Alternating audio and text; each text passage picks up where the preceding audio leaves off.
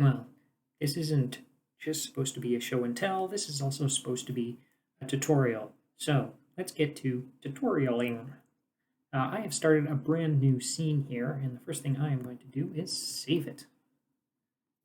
I'm going to save it as house. I do have some shaders, but I'll go slow through them. Just the one, actually, and I will hopefully be able to put it in the blog post that accompanies this video so that you can just copy and paste it if you want. First things first, let us put in our house object. And if I can do things right, you should be able to download this object. It'll look a little weird.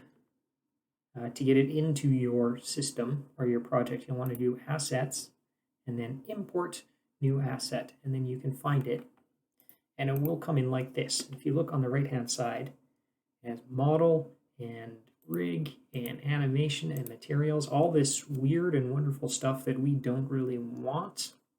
If you're using like people, that's when you want this type of thing. Rigs and animations are really important to getting characters to move around correctly. But just for a house, it's essentially just a collection of cubes.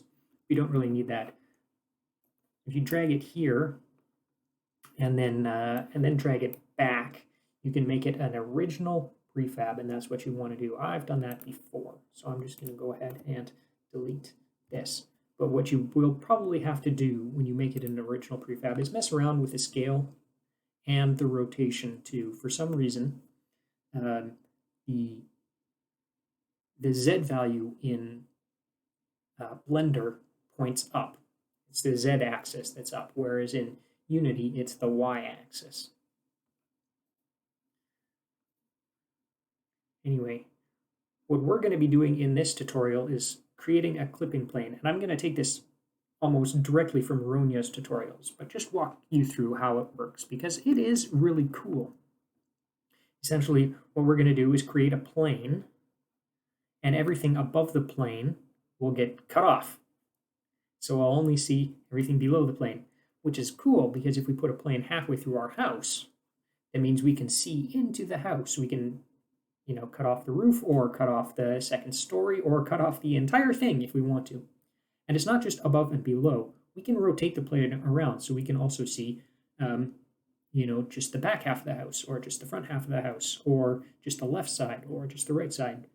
But for right now, we're just going to concentrate on making it flat, and it's so above and below.